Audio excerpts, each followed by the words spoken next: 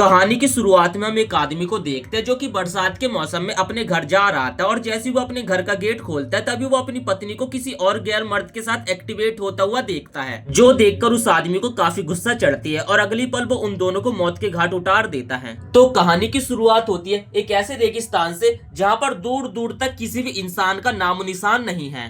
इस जगह पर बस एक ही घर है जो कि था रघु का, और रघु इस जगह के रेलवे स्टेशन पे जब भी ट्रेन आती है तो उन्हें लाल पट्टी और ग्रीन पट्टी दिखाने का काम करता है। दिन भर में बस इस जगह से 3-4 ट्रेन गुजरती है और रघु को ट्रेन के आने का अंदाजा एकदम साफ साफ पता है कि ट्रेन कब आती है, क्योंकि रघु पिछले 10 सालों से इस काम को कर रहा है और पिछले 10 सालों से रघु ने अपने अलावा किसी इंसान को यहाँ पर नहीं देखा है। इसी तरीके से जब रघु एक दिन ट्रेन को ग्रीन झंडी दिखा रहा होता है तभी उसकी नजर पड़ती है एक लड़की के ऊपर जिसने कि ट्रेन से छलांग मार दी थी और वो लड़की अभी भी जिंदा थी। रघु उसके पास जाकर उसकी सांसें चेक करने लगता है और जब उसे पता चलता है कि ये लड़की जिंदा है तो अगली पल वो उस लड़की को उठाकर अपने घर लेकर आ जाता है। रघु के लिए ये तो एकदम चमत्कार जैसा था, क्योंकि पिछले 10 साल से उसने किसी इंसान को नहीं देखा था, लेकिन पलक झपकते उसके सामने एक लड़की आ गई है और उसे वो टच करने लगता है। लेकिन तभी वो लड़की यहाँ पे जाग जाती है, जो कि रघु को देखकर काफी ज्यादा डर जाती है और पूछने लगती है कि आखिर तुम कौन हो। रघु कहता है कि तुम ट्रेन से नीचे गिर गई थी,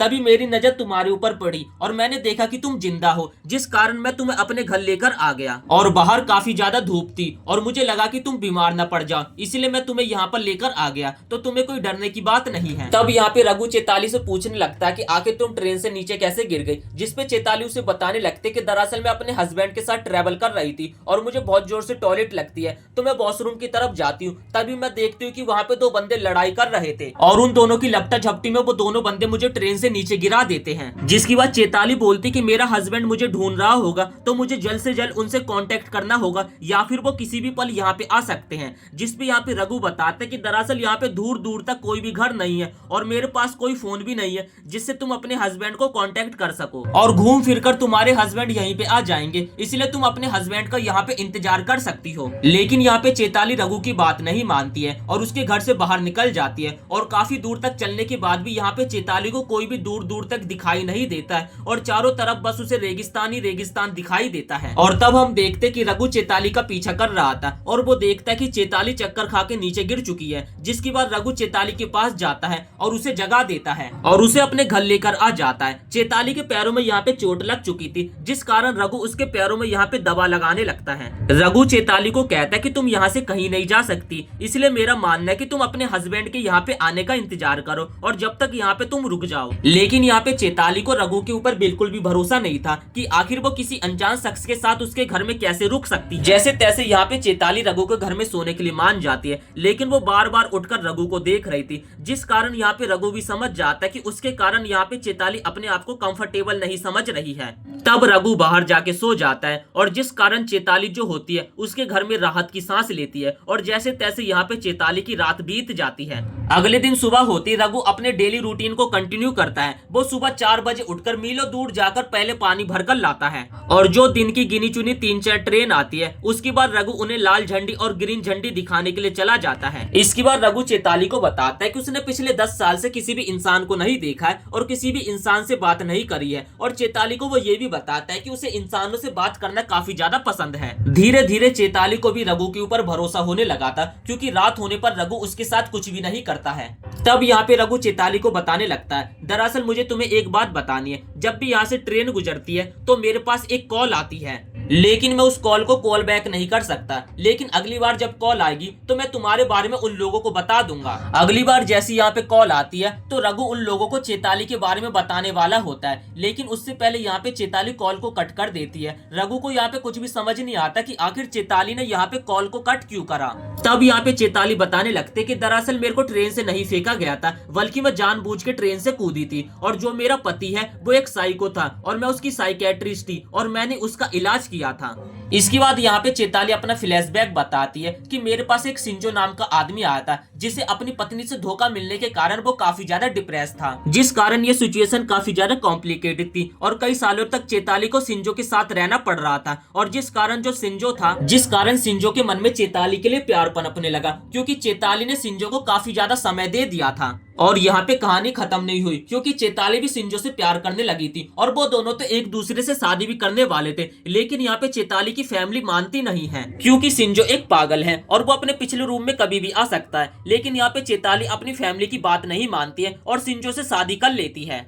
लेकिन कुछ समय बाद शिंजो पूरी तरीके से बदल जाता है और वो ऐसे हरकतें करने लगता है जैसे कि वो एक साइको हो, और वो चैताली को मारता भी था, जो कि उसका डेली रूटीन बन चुका था, और साथ ही वो काफी ज्यादा नशा भी करता था। इसी कारण चैताली ने अपने पति से अपनी जान बचाने के लिए ट्रेन से छलांग मार दी थी, ताकि वो अपने पति से छुटकारा पा सके। अब सीन प्रेजेंट का आता है। जो चैताली होती है वो नहाने के लिए चली जाती है और रघु जो होता है वो काफी दूर से पानी भरकर लाया था। तब यहाँ पे रघु पास ही में खड़ा हो जाता है और वो चैताली को नहाते हुए देखने लगता है। इसके बाद जब चैताली नहाकर आती है तो रघु उसे अपने कपड़े पहनने के लिए दे देता है। इसके बाद यहाँ पे रघु चैताली से पूछने लगता है, तुम्हारे पीठ के ऊपर जो चोट लगी है वो कैसे लगी। यहाँ पे चैताली समझ जाते कि रघु उसे नहाते हुए देख रहा था। इसके बाद चैताली बताते कि दरअसल ये चोट का निशान भी उसके हस्बैंड ने ही दिया है और वो काफी समय से अपने हस्बैंड का टॉर्चर सह रही थी। इसके बाद वो अपनी फ्लैशबैक की कहानी कंटिन्यू करती है। एक दिन उसे शिंजो की डायरी मिलती है और उस डायरी को उसे पढ़कर पता चलता है कि शिंजो की पत्नी ने कोई सुसाइड नहीं किया था, बल्कि शिंजो ने ही उसे जान से मारा था,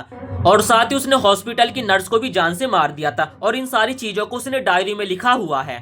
तभी अचानक से वहाँ पे शिंजो की एंट्री हो जाती है और उसे देखकर यहाँ पे चैताली काफी ज्यादा डर जाती है। जिसके बाद शिंजो चैताली को बहुत बुरी तरीके से मारता है और अपनी पुलिस से जान बचाने के लिए ही चैताली को शिंजो ट्रेन के माध्यम से कहीं दूर लेकर जा रहा था और ट्रेन से फिर जंप करके चैताली अपनी जान बचा लेती है। सीन यहाँ पे प्रेजेंट का आता है। रघु चैताली को कहता है कि तुम्हारी कहानी और मेरी कहानी एकदम सेम है, हम दोनों का इस दुनिया में कोई भी नहीं है, हम दोनों इस जगह पे अपनी जिंदगी को एकदम शांति से बिता सकते हैं। यहाँ पे चैताली को कुछ भी समझ नहीं आ रहा था कि आखिर रघु उसे कहना क्या चाहता है। और तब यहाँ पे रघु के पास कॉल आ जाती है और उसके ट्रेन के आने का समय हो जाता है, इसलिए वो ट्रेन को अपनी ग्रीन झंडी दिखाने के लिए चला जाता है।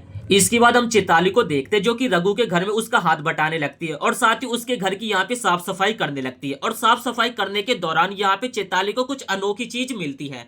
उसे कुछ कटे हुए न्यूज़पेपर के टुकड़े मिलते हैं, जिसमें लिखा होता है कि एक आदमी ने 4 लोगों को मार के फरार हो चुका है। और ये सुनकर यहाँ पे चैताली काफी ज्यादा हैरान हो जाती है और उसे ये भी पता चलता है कि रघु ने किसी दूसरे रघु की आइडेंटिफिकेशन चुराई है और उसी की जगह वो यहाँ पे रह रहा है।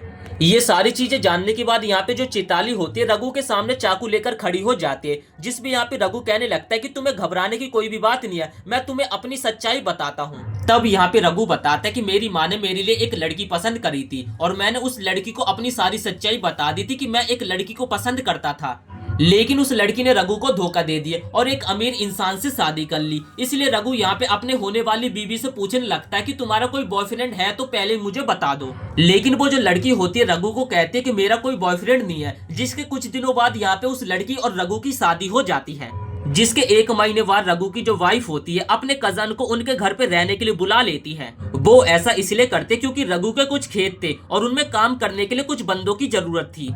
कुछ समय बाद रघु का 1 बच्चा हो गया और उसके बाद उसके 2 बच्चे हो गए। जिसके बाद रघु की जो वाइफ होती है रघु को कहते कि हमें अब और बच्चे नहीं चाहिए, तो आप अपनी नसबंदी करा लो।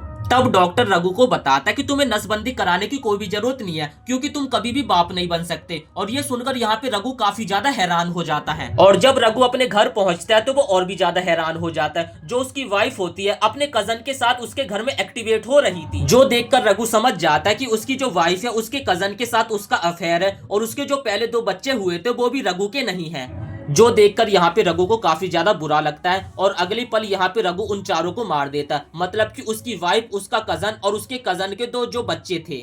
अब सीन यहाँ पे प्रेजेंट का आता है, जहाँ पर रघु चैताली को बताने लगता कि अगर मेरी जगह कोई और भी होता तो शायद से वो बंदा भी यही काम करता। सो उम्मीद करते दोस्तों आपको ये कहानी पसंद आई होगी। अगर आप इस कहानी का फुल एक्सप्लेनेशन देखना चाहते हैं तो वीडियो को एक लाइक करके चैनल को सब्सक्राइब कर देना।